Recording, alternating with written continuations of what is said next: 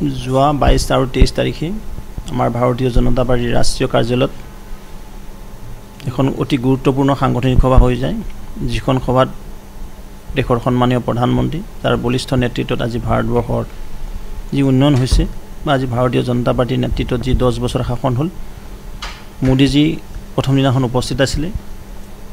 ৰাষ্ট্ৰীয় সভাপতি জগত প্ৰসাদ নাড্ডা ডাঙৰীয়াৰ উপস্থিতিত অনুষ্ঠিত হোৱা সভাত দ্বিতীয় দিনাখন সামৰণি অনুষ্ঠানত গৃহমন্ত্ৰী তথা প্ৰাক্তন ৰাষ্ট্ৰীয় সভাপতি আমাৰ বৰিষ্ঠ নেতা অমিত শ্বাহ ডাঙৰীয়া উপস্থিত আছিলে আৰু উক্ত সভাত আমাক কিছু এছাইনমেণ্ট দিছে আগন্তুক লোকসভাৰ নিৰ্বাচনৰ প্ৰতি লক্ষ্য ৰাখি যে অহা আমি সপ্তাহত আমাৰ সংযুক্ত মৰ্চা আমাৰ যেকেইটা মৰ্চা আছে আটাইকেইটা মৰ্চাৰ এখন যুটীয়া সভা আমি অনুষ্ঠিত কৰিব লাগিব। 9-10 তাৰিখে আমাৰ নগাঁও চহৰত কাৰ্যনিৰ্বাহক সভা আছে। তাত আমাৰ প্ৰথম দিনাখন বিষয়ববীয়া সভা, পৰৱৰ্তীখন বৰ্ধিত বিষয়ববীয়া সভা আৰু 10 তাৰিখে পূৰ্ণাংগ ৰাজ্যিক কাৰ্যনিৰ্বাহক সভা, লগতে আমাৰ ইলেকশ্যন মেনেজমেণ্ট কমিটিৰ আমাৰ বৈঠকো অনুষ্ঠিত হ'ব। এই অনুসৰি ৰাষ্ট্ৰীয় নেতৃত্বৰ আগ্ৰহ আছে যে আমি বিশাল ভোটত জিতিব লাগিব, যোৱা বছৰতকৈ আমি বেছি সংখ্যক আসন লৈ জিতিব লাগিব। এটা ইলেকশ্যনৰ কাৰণে আমি নিৰ্বাচন অৱতীৰ্ণ নহওঁ, আমি নিৰ্বাচন অৱতীৰ্ণ হ'ম এক ইতিহাস ৰচনা কৰাৰ কাৰণে যে ভাৰতীয় জনতা পাৰ্টিৰ নেতৃত্বত পৰম শ্ৰদ্ধাৰ দেশৰ প্ৰধানমন্ত্ৰী নৰেন্দ্ৰ মোদী ডাঙৰীয়াৰ বলিষ্ঠ নেতৃত্বত আজি ভাৰতবৰ্ষৰ যিদৰে উন্নয়ন হৈছে, জনতাই এই কথা জানিব লাগিব আৰু জনতাই এই কথাক অনুসৰণ কৰি আমাৰ মিত্ৰগোষ্ঠীৰ সপক্ষে ভোটদান কৰিব। এই ভোটদানৰ হাৰ আমি বৃদ্ধি কৰিব লাগিব, আমি বিশাল ব্যৱধানত আমাৰ প্ৰাৰ্থীসকলক নিৰ্বাচিত কৰিব লাগিব আৰু সংখ্যা আমি বেছি কৰিব লাগিব। ইয়াক ইতিহাস ৰচনা কৰিবলৈ গৈ আছে 2024 লোকসভা নিৰ্বাচনত 300+ আসন। প্ৰাৰ্থীত্বৰ কথা চৰ্চা হোৱা নাই, তাত আমাৰ সংগঠনক যিখিনি এছাইনমেণ্ট দিছে আৰু সেইখিনি আমি কৰাৰ কাৰণে প্ৰস্তুতি আছোঁ বা সেইখিনি কাৰণে আমি যোজনাবদ্ধ বা যোজনা বৈঠক আমি আৰম্ভ কৰিছোঁ আৰু সেই অনুসৰি 9-10 তাৰিখ আমাৰ সভা আছে। 10 তাৰিখে মাননীয় মুখ্যমন্ত্ৰী মহোদয় উপস্থিত থাকিব, 9 তাৰিখে আমাৰ বিষয়ববীয়াসকল থাকিব, 7 তাৰিখে আমাৰ মৰ্চাৰ আটাইকেইটা মৰ্চাৰ সন্মানীয় সভাপতি বিষয়ববীয়াসকলৰ সৈতে আমি বৈঠকত মিলিত হ'ম।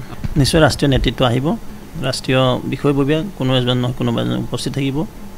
এতিয়ালৈকে সূচী ঠিক হোৱা নাই, কিন্তু আমাৰ শ্ৰদ্ধাৰ যি প্ৰভাৰী আছে তথা দলৰ ৰাষ্ট্ৰীয় সভাপতি বৈজয়ন্তজয় পাণ্ডা ডাঙৰীয়া উপস্থিত থাকিব। অসমত খুবেই ভাল হ'ব। মাননীয় মুখ্যমন্ত্ৰী মহোদয়ে যিদৰে কাম কাজ কৰি আছে, দল আৰু চৰকাৰ একত্ৰিত কৰি আৰু আমাৰ যিটো সৌহাৰ্দ্যপূৰ্ণ পৰিৱেশ আৰু অসমৰ জনগণে যিদৰে উন্নয়ন পাইছে, সমাগত আমাৰ এটা নিৰ্বাচন আছে, আপোনাক সকলোৱে জানে যে অহা 8 জানুৱাৰীত ডিমা হাছাও নিৰ্বাচন অনুষ্ঠিত হ'বলৈ গৈছে। তাত খুব ভাল ফলাফল, তাত যিদৰে আজি শান্তি বিৰাজ হৈ আছে, তাত যিদৰে প্ৰগতিটো হৈছে, ঠিক তেনে কাৰ্বি আংলঙত উন্নয়ন চলি আছে, BTCত কাম খুব ভাল কাম হৈছে আৰু সেই অনুপাতে আমি যোৱাবেলি 9খন আসন পাইছিলোঁ।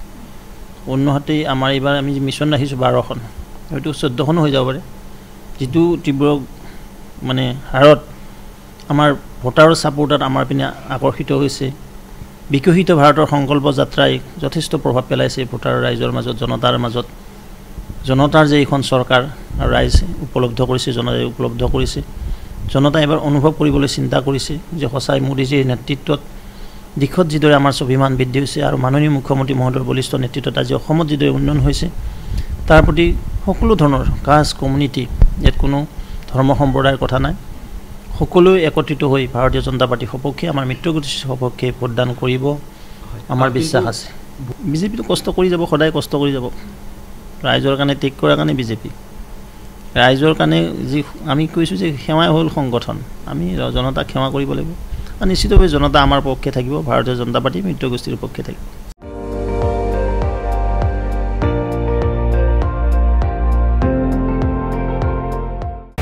আপুনি চাই আছে ND24, সৰ্বশ্ৰেষ্ঠ নহয় সৰ্বোত্তমৰ দৌৰত।